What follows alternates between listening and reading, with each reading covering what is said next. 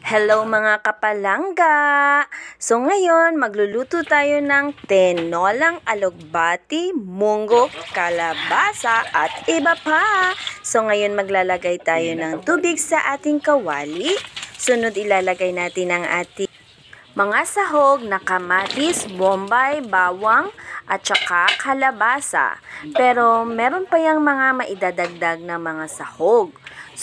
So, tayo ay nagluto sa traditional na lutuan, yung gamit ng mga kahoy, kawayan at iba pa para tipid tayo sa gas. Yan, naglagay na tayo ng munggo.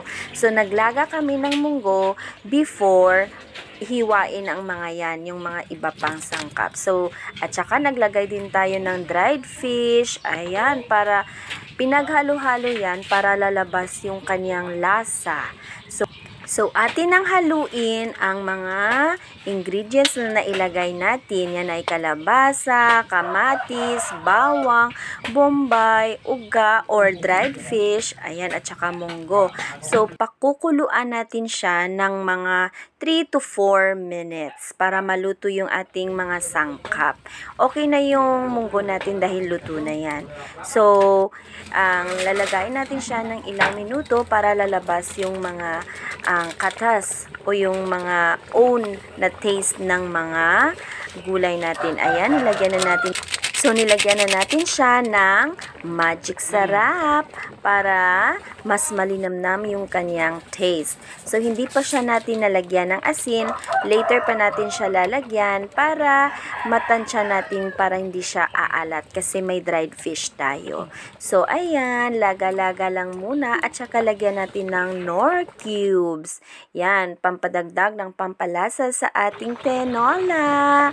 So, yan, naglagay na tayo ng string beans or latoy ang tawag sa amin dito sa Iloilo, at saka yung siling mahaba para mas malinamnam yung lasa ng ating tinola.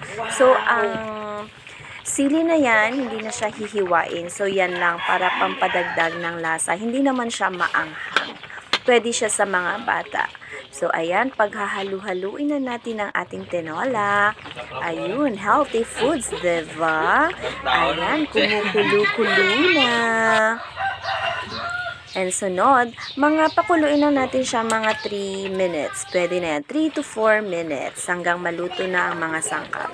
So, kailangan hintayin na lang nating maluto yung ating string beans o yung latoy natin. Sunod ay idadagdag na natin ang ating alugbate.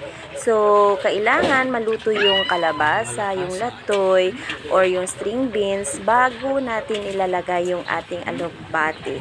Kasi baka masobrahan ng luto niyan, papait yung ating tinola. Ayan na siya. Ayun. So, luto na ang lahat dahil yung alugbate, ang ilang segundo lang yan, madali naman yung maluluto. Ayun, ready for serving na ang ating tinolang kalabasa, latoy, alugbati, dried fish, at iba pa.